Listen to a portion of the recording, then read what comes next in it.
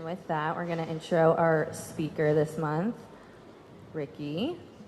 Ricky Aboud is a multifaceted individual dedicated to personal growth and community empowerment. Raised on the U.S.-Mexico border and overcoming many life challenges, he became who he is today, a high-achieving real estate professional, certified yoga instructor, world traveler, and advocate for holistic well-being.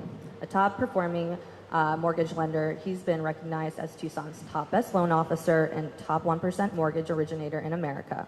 Ricky believes home ownership provides a sense of security that all humans long for. He supports others in healing their limiting beliefs and breaking generational and cultural patterns to create a healthy relationship with money, finances, and credit by building wealth through real estate. Ricky's commitment to health and healing extends beyond his personal life as he curates and facilitates transformative experiences through cacao ceremonies, sound healing, and yoga.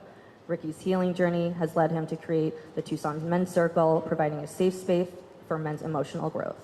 His passion for community service is evident in his selection as one of Tucson's 40 Under 40 honorees and his ongoing charitable work. Ricky is an advocate for everyone for everyone to live their best lives. Live their best lives, right, Ricky? Yup. His mission is to promote a stronger family, closer communities, healthier economies through his integrated approach to homes, health, and healing. And with that, Ricky, we're excited to have you. Thank you so much for being our speaker. I got it. We're good. Whew. Let me just take in this moment.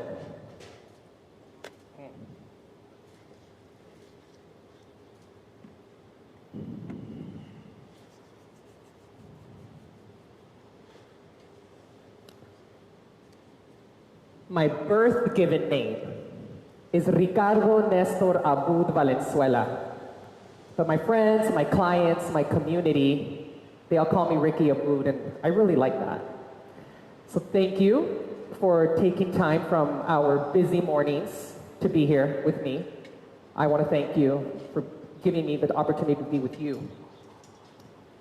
I want to just sink us all in an intentional way. So I have two crystal bowls here, and they are tuned to the letter C. The C is the tone of the root chakra. Has anybody heard of the chakras, the energy centers in the body? So the root chakra is at the bottom of the spine. The color is red.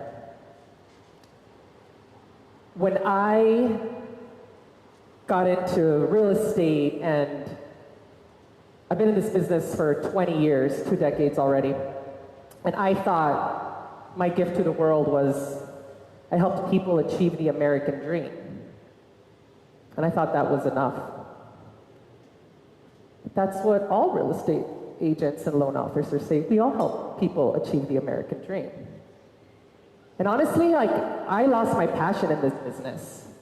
Do we know how busy this business got during the pandemic? It was insane, right? My biggest year was 2019. Before the rates dropped, before the pandemic, I closed almost 300 units. And I wasn't in love with mortgages anymore. I'm not passionate about mortgages. I'm really not. What I'm passionate is what I get to do with mortgages. I help people just like you and you and you create wealth and freedom by connecting to yourself and something greater through homes, health, and healing. So can I take you on a journey on how I got there? Yeah? All right. What we're going to do is we're going to breathe together. So you can close your eyes, you can open your eyes. We're just going to do a simple inhale for 4, exhale for 4. I'm going to play the bowls for a little while. Those of us that love like electronic dance music and going to EDC and Coachella and love the DJs, do you guys know how DJs spin binaural beats? Have you guys heard that? Like, oh, that DJ dropped some binaural beats. Did you know that they were like healing your brain? A binaural beat is when there's 2 notes that are slightly off in decibels. And when they're played together, they create a wow, wow, wow. And so when people think that everyone's just like, wow, wow, wow, it's because they're in a trance And it's a massage for the left and right hemispheres of your brain. So these are two C's, two root chakras. The root is security, it's safety, it's structure, it's home. Right, so let's all inhale for 4. Exhale. Okay, inhale for 1, 2, 3, 4. Out. 1, 2, 3, 4. In. 1, 2, 3, 4. 1, 2, 3, 4. On your own.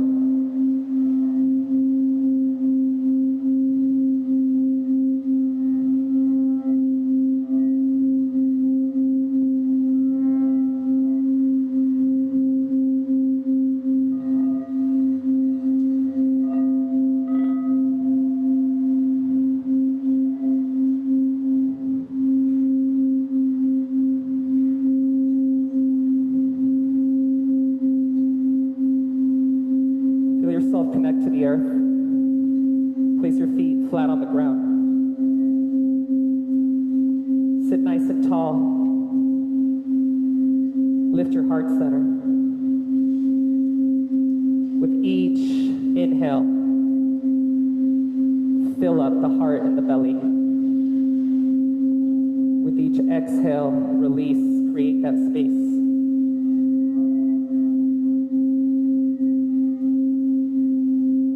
Safe. You're loved. You're appreciated. You are enough.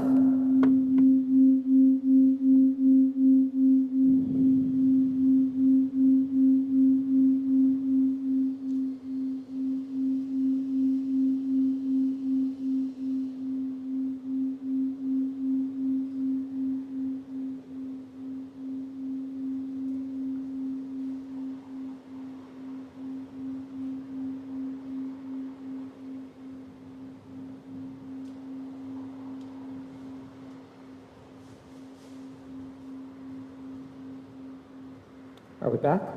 Are we here? Thank you. So, ritual can mean many different things. To me, the moments where I have practiced ritual, there's the big ones that stick out. What some of us might call the ceremonies, the rites of passage. But to me, every time when I can slow down so much that I am fully engaged in the present moment, locked in, connected, and the world just stops, that's a ceremony. And that's a sacred moment. So when can we find these sacred moments, these moments of ceremony? When can we create them? Anytime. Anytime. Right here, this moment where I'm connected to you and you are connected to me and we are connected to each other is sacred. It's a ceremony. It's a ritual. When we slow down to eat a meal and sit down and consciously think about every bite that is going in our mouth and what it took to get that food on your plate, not just the chefs that prepared it, but the farmers that grew that for you. That's a ceremony. Ritual has gotten me to some of the most transformative moments of my life. And it's gotten me through some of the most challenging and dark moments of my life. Ritual has become a part of who I am. I've become the ritual. I grew up in Nogales, Arizona, with humble roots on the border. And for as long as I can remember, I've always believed in magic. I believed in God and the universe Ooh, I'm gonna cry. I've always believed. And I've always hoped and wished and prayed. I've set intentions, because to me that's all the same. Some call it prayer, some call it a wish, some call it luck, some call it set an intention. It's all, call it whatever you want, it's all the same. Whatever you resonate with, call it that.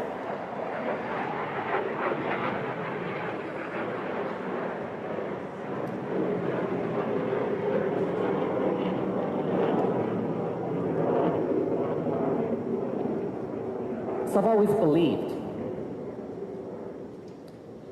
And I've been through what some would call traumatic experiences in my life. Here is your trigger warning. Because I talk about things that don't usually get talked about often. Been through a lot through my childhood. I invite you to visit my website after this, rickyabood.com. It's about 80% complete. I wanted to have it done by today, but my bio is on there if you really want to know more about who I am, where I came from, and my entire journey to get me to this moment.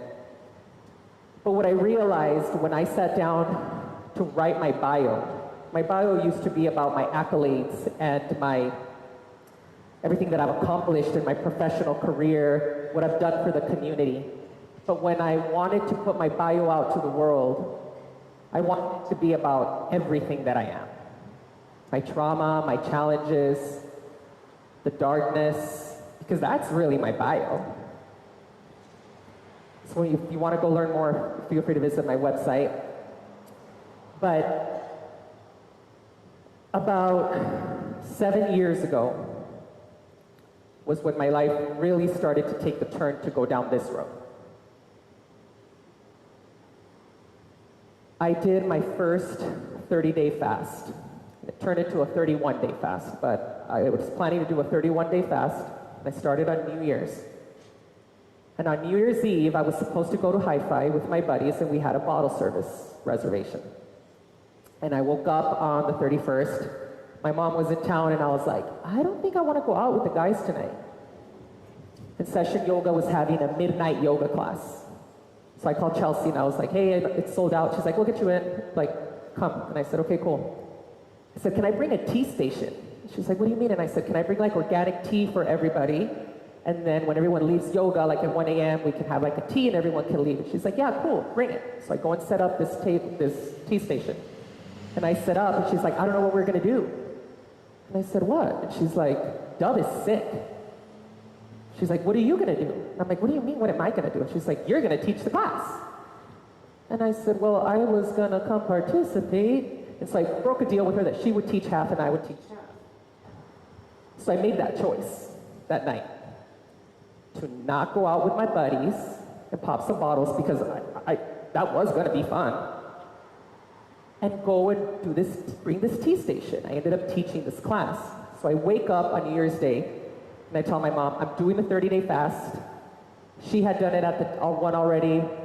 My romantic partner, Robin, had done it already. And Robin was in Bali doing a teacher training for yoga. And I told my mom, I'm not gonna eat for 30 days. I'm gonna break it when I get to Bali. This just feels right. And she said, okay. So I did this fast. And I go to Bali. And I get to Bali. And I haven't eaten in like 30 days. And Robin says, hey, this spiritual healer who's really, really well known here had an opening for a one-on-one and I booked it for you. And I was like, cool. Like I hadn't eaten for 30 days. I was in Bali. I was like, take me. So I meet with this healer. And it's the first time where I did ancestral work, where we worked on the relationship with my mother, with my father, and then he asked me to participate in a ceremony, in a private ceremony the following day. So then I said, bro, I'm down, I'll do it. And I didn't ask him, what is it gonna be? What are we gonna do? I did not care. I had such a good experience with him that I said, I'll do whatever you want. And he's like, all right, you're gonna run around the village, you're gonna get rose petals, and you're gonna get a brown coconut. And he sent me on this journey. So I hired this guy on a scooter and we went around and got all the stuff that I needed for the ceremony. Some of you that have been following me for a while, I was posting it all over Instagram when I was running around town trying to find the brown coconut. So, and I said, oh shoot, I'm not going to break my fast because I want to go into this fasted. And we did an ancestral liberation ceremony, and I, for the first time, worked on the relationship with my grandparents. See, when I was 9 years old, my grandfather murdered my grandmother and killed himself. And for 25 years, I had so much resentment, anger, confusion. And that night, I really, really learned how much reverence I had for my grandfather, for having legally immigrated my mother and all her sisters to the United States like 50 years ago. And he owned a ranch and everything that he did for his family. How could I just forget that? That ritual, that ancestral liberation ritual, helped me create such a better connection and reverence for my grandfather. That helped shift a lot. I started having more conversations with my cousins about this that had happened in our family. I have a great relationship with my godmother and my mom, so we talk about all the stuff that a lot of families don't talk about. So I was fine talking about it, so then I started holding ceremonies, gatherings, rituals for my cousins, or a one-on-one with another one of my tias, one of my aunts, where we were talking about the stuff that we don't want to talk about. These rituals was helping our family move a step closer on our healing journey. That's where it all started. After this trip to Bali, I never drank alcohol again. I didn't plan it. I'm not here saying you shouldn't drink. I owned an entertainment company for many years. I made money off of how much you drank at a bar. So I'm not here to judge anyone. I'm just sharing my story. And if what I say makes you feel in some type of way, it might trigger you, I invite you to feel into that and ask yourself, why did what Ricky say agitate me? Why, when Ricky talked about murder, made me feel a certain way? Why, when he said he stopped drinking, made me reflect? A trigger is just an invitation for us to reflect and find out why we feel that in our body. So then I got into men's work, men's circles. At the time I'm still doing mortgages. I got connected with a big organization named Sacred Sons. And I went to my first retreat, and that was the next step of where I was headed.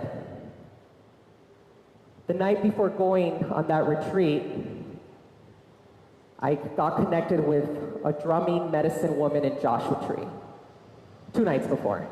And so I left 2 days early, drove to Joshua Tree, and I slept in these little huts, and I made a drum with her. And that was a ritual. That was a ceremony. That was a moment. Then I had my drum that I made myself and went to this retreat. This retreat also shifted my life.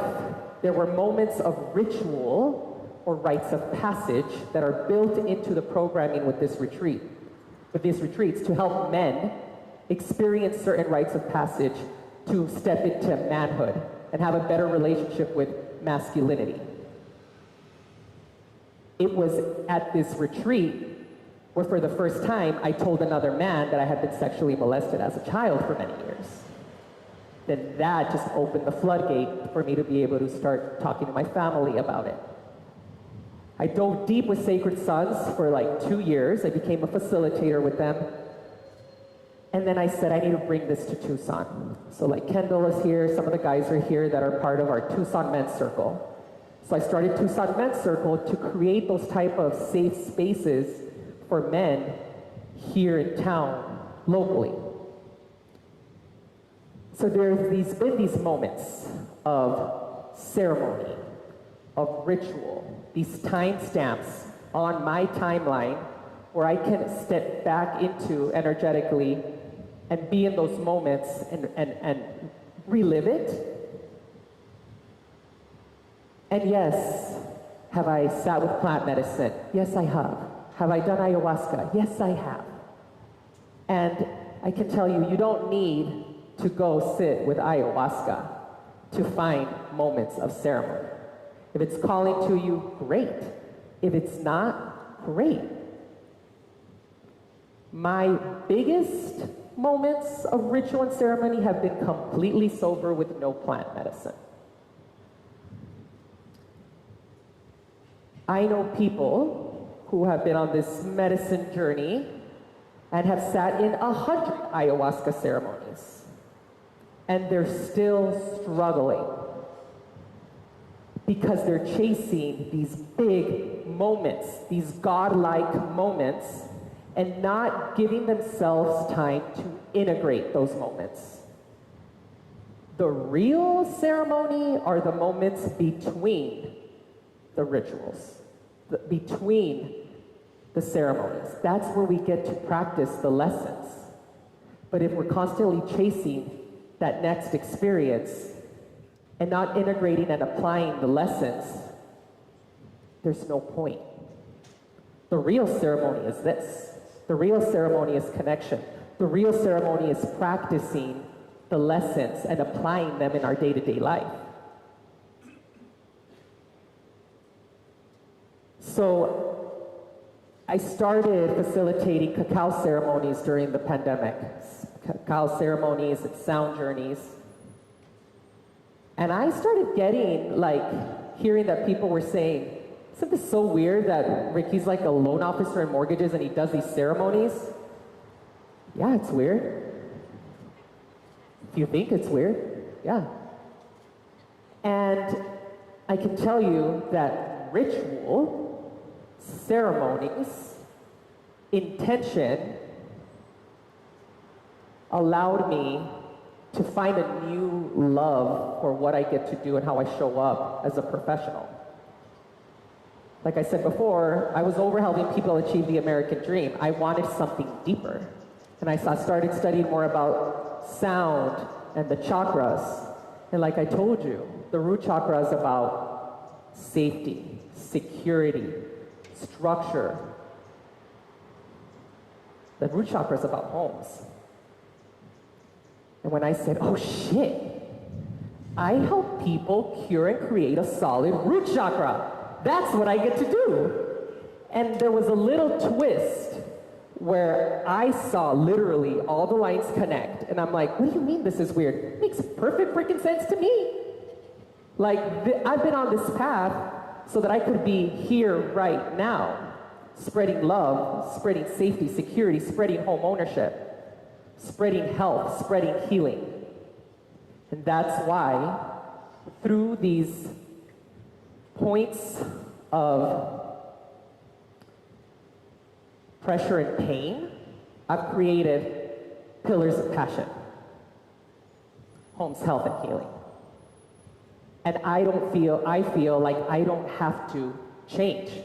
I don't have to be Ricky that's suited up with a nice haircut, with the tie, only talking about money. And then I'm Ricky, the guy that's into fitness, that's working out at the ruckus room and going to yoga and teaching sound healings and ceremonies. I'm both. I'm all of it, and I don't have to switch the mask and change the outfit. So I want to thank a lot of you that are here have been supportive of me on this journey. You've shown up. You've supported me in all my crazy ideas. Because of you, I don't question myself. I'm like, yup, I'm doing the right thing. I'm doing the right thing. When I get messages from my clients that are now way deeper than thank you for helping me buy a house. It's way deeper than that. And some of you are in this room. I've helped you buy, refinance houses. Some of the real estate agents that I work with are here in this room. Some of the people that I grew up with in Nogales are here on this patio. So thank you. Thank every single one of you. Because I get to live this wild life, and it's like a dream. Ritual can look different for everybody. What do you do first thing when you drink in the morning? Do you drink water? Start making those little things a little ritual. When you start finding moments of ceremony and ritual in the mundane, it creates a whole new world for you to live in. If you're having trouble at work, finding purpose, finding motivation, where can you find those moments of ritual? It gives a whole new meaning to doing every single thing that you do.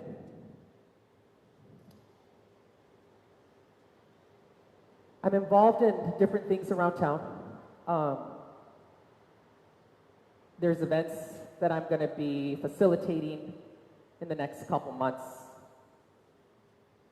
My mission is to spread more awareness around homeownership and what homeownership does.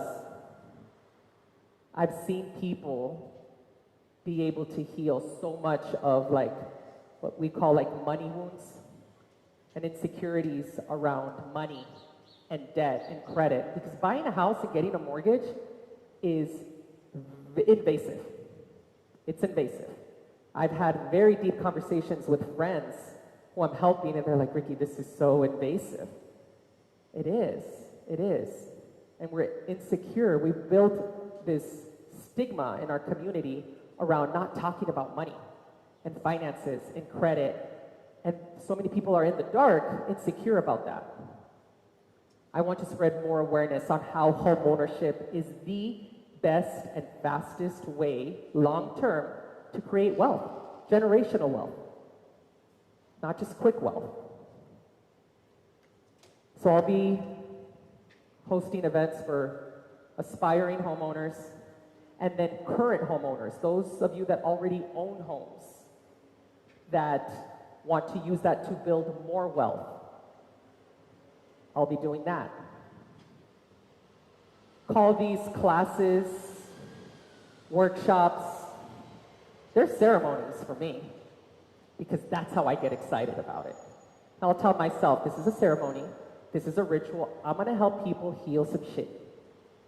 And then all of a sudden, it's just bigger than talking about credit scores. It's bigger than talking about money. Because I really don't believe money is the devil.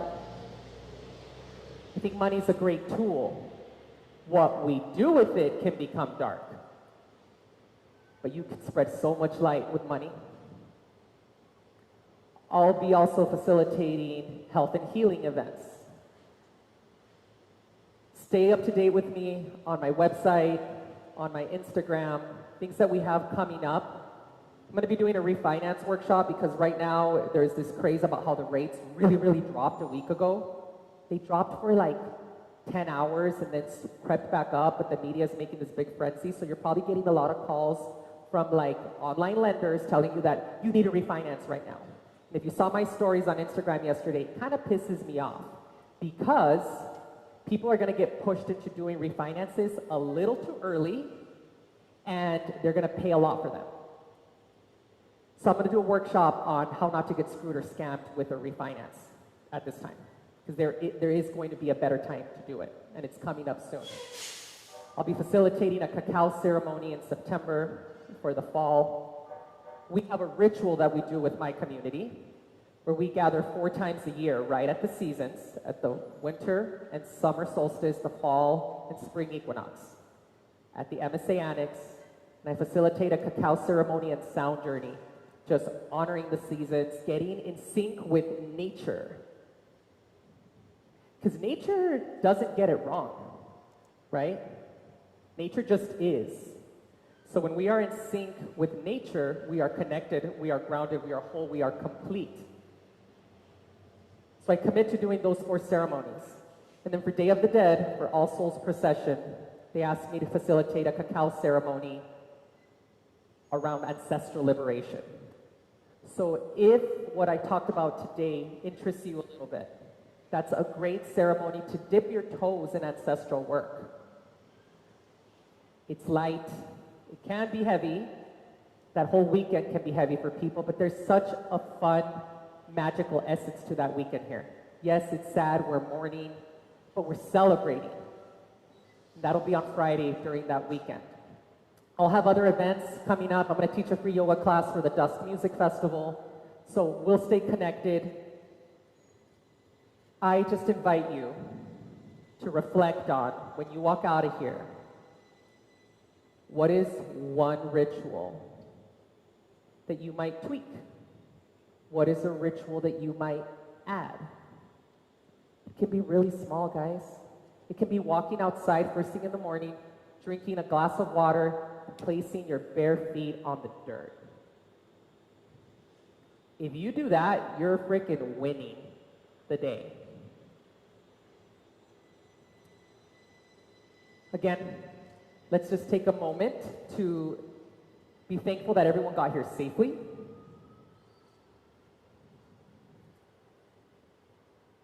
I want to thank the Monica. Ray's not here, but Ray's been part of my journey for many, many years when I had the entertainment company, and he's always supported what I do. Ami's not here, his right hand. She's in New York or Chicago, so thank you guys. Thank you all for showing up.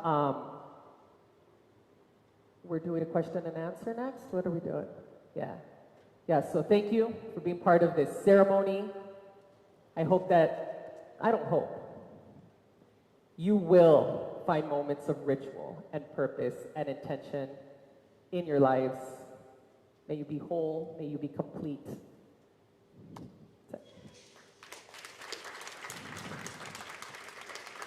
Thank you so much, Ricky. And yeah, as he mentioned, we are moving into our portion of the Q&A. So we have a couple of questions up here on the screens just to kind of get your ideas flowing. How did Ricky's talk change your thinking about the theme of ritual?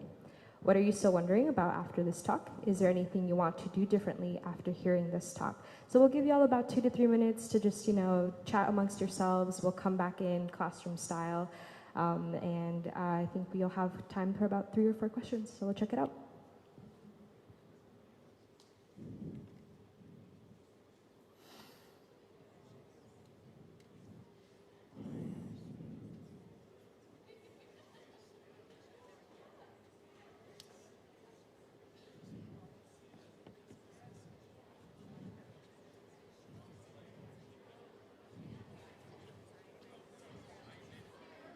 How was it?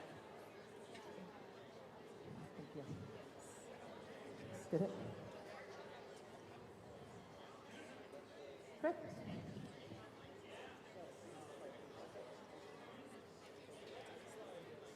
Dude, the bulls are wild. They were loud, huh?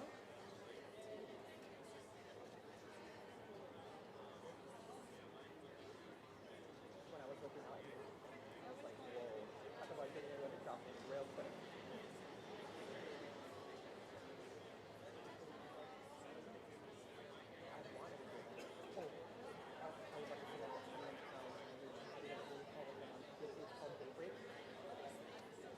So they're coming and kind of wanting to do it. We need to do it.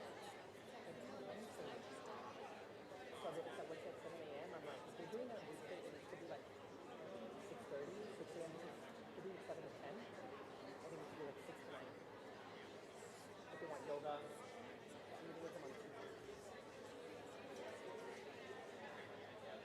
I don't. No. It teaches us in food. Yeah. I'm not part of that one. You should do it. So come to one of our samples. Yeah. So even during the raffle, you'll be on my list for everything. Okay, cool. Thank you.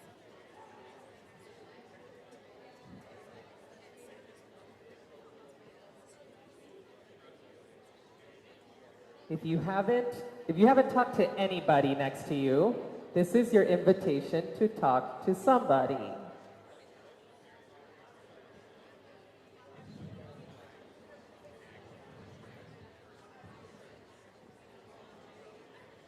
did my talk change? You're thinking about the thing rich?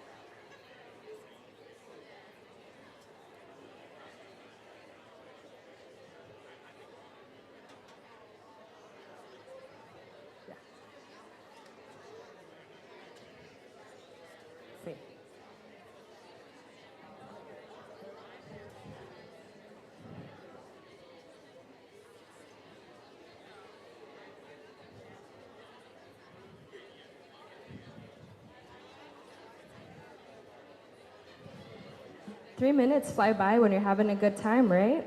I'm going to go ahead and ask everybody to direct your attention back up here. We're going to go ahead and do a few minutes of Q&A with Ricky. If there's anything that you'd love to answer, please raise your hands. Okay, I've got the first question right up here. Want to give them the mic? Where's the first question? Hi, Ricky. Hi. Thank you for being here for us.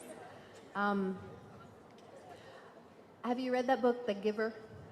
A long, long time ago. I think Okay. I was in high school. So at the end of The Giver, the holder of memories decides that the memories and the emotion need to return to the community who for years had not processed, had not faced, had not had to hold that weight because it rested on the giver. So when the giver ignites those emotions and the resurgence of the energies and the darkness that people have suppressed, as you do when you gather people and really initiate them into facing whatever they've suppressed, talk to me a little bit about what happens after in your role in protecting and supporting, processing what you helped bring up. So what I've noticed is, and a lot of in this healing space, there's a few of my healer friends here, what I think gets lost in these experiences is integration. People will go to big ceremonies or transformative experiences, and then they leave and it's over. And there's no integration, no processing of like what was experienced. So what I've found is people will reach out to me afterwards and just reflect like if they have questions or just what their experience was. And holding space for that allows me to really implement my own lessons by helping others integrate and holding space for that. So I think that's a big thing. It's just like in being able to not just provide the experience and the space for people to do that, but then helping integrate and process that. Because that's where the lessons are, right? It's like what we can do with it afterwards. What I've realized too is that I can only take people as deep as I've been able to go myself, because I don't know any more depth than what I've experienced myself. So I can only take you as far as I've gone. That's what I feel comfortable with, because I don't know the unknown and I'm not ready to take that responsibility. Right? Does that answer your question? And if it doesn't, tell me. Okay, a tiny bit more. Thank you. The potential for lack of integration to lead to a more disturbed existence. Oh, yeah. Right? Talk to me a little bit about So I feel like these transformative experiences, if they're not integrated, can be traumatic, because you're facing some of these demons or darkness that you haven't faced before, and you're hit with them in the face, and then there is no ability to like actually integrate and process, and now you're just have relived the trauma, and now it's back here in this present moment instead of in the past. So yes, that it's really, really important that you create moments of integration and processing for any of this, right? And some rituals are love and light and rainbows and unicorns, and some aren't. So you have to be ready for that, knowing that shit can and will come up. Yeah. Any other questions?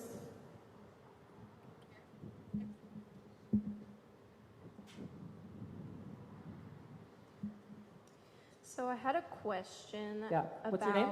Oh, Tabitha. Hi, Tabitha. You speak on making a ritual. How do you get the motivation to start a whole new ritual, or how to like you said, gather family members to like hang out and speak about things. How do you find that motivation for the average person? So we're all average people, right? So for anybody, right? I'm not here saying I'm a spiritual guru or anything like that. I'm literally just like you, sister.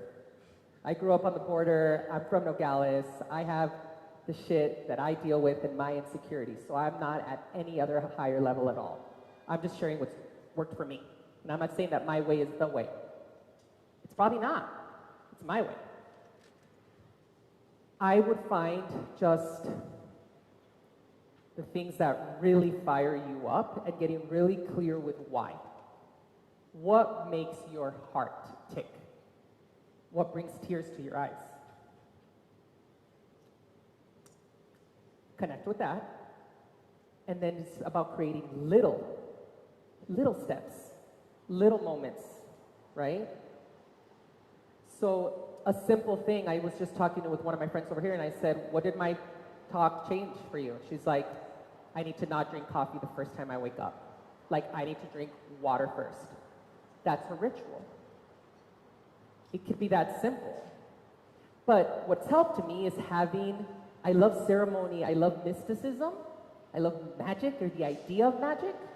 So if I can incorporate that, it just makes it feel way bigger than just me. If some of you need help with like creating a little ritual, there's some bundles here on the table, my business card, a Palo Santo, and a selenite stick, a selenite wand. Maybe when you wake up in the morning or before you go to bed, you light the Palo Santo, set an intention, thank whatever you believe in for a new day, and it takes 1 minute. So I want you to take one of these and maybe make that your ritual. Just a simple little thing, right? Maybe it's, I get up in the morning and the first thing I do, I open the door and I go outside and I pee on a tree with my dog. That's the ritual that we have. Anything can be a ritual. It can be really simple. Thank Okay? you. Okay, we have time for one more question. I'm coming.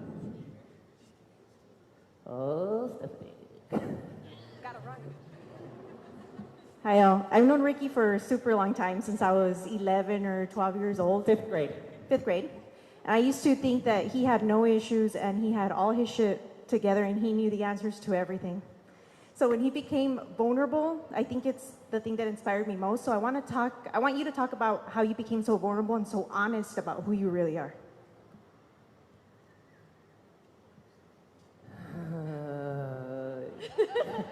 You're welcome.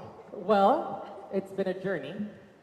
I think a lot of what was my motivation to excel, to be seen, to be in the spotlight, stemmed from the lack of a healthy relationship with my father.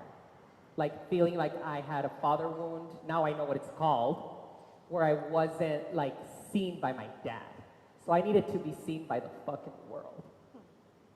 And so I was out to get it, make money, sell houses, do mortgages, valedictorian, all these things, college All-American cheerleader, like all this stuff, right?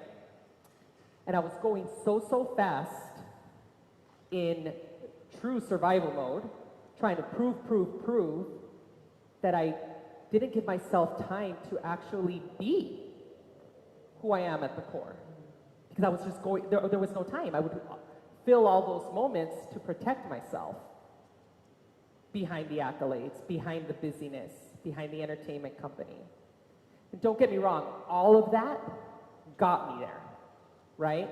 The community that I built for 2 decades, 3 decades, that now I get to share, that have seen me go through the journey, right? I've had friends that have told me it's different to watch you leading this stuff because we've been with you for 20 years. So we've seen who you've been. It doesn't seem fake now because we've watched your journey. So something that someone told me was, bro, like you're doing all this work, but you're doing it in private. Like when I started with the men's work and going to the retreats, like I wouldn't post anything about it. I was going through it behind the scenes. And when I started sharing, when I started being more vulnerable, is when I started feeling more connection with people. So I dipped my toes in, right? Where I was like, I'm no longer gonna do happy hours. I'm gonna do intention setting, yoga, and sound healings for my real estate agents. Let's see if they like it. Oh shit, 30 realtors showed up. Dope, I'm gonna do it now, it's safe. So I was supported as I became more vulnerable. And I think that's what scares a lot of us, is that when we share, when we become vulnerable, we're afraid of judgment. We're afraid of what people are gonna think. So we don't. But you will find that as you become more vulnerable and you share more, you will create more connection and you will be more supported. Not just by the people that you're afraid of being judged by, but like God in the universe. Does that answer it? Super. Thank you. I love you. I love you more. Can we give it up for Ricky, y'all? Thank you so much. Thank you. You are incredible.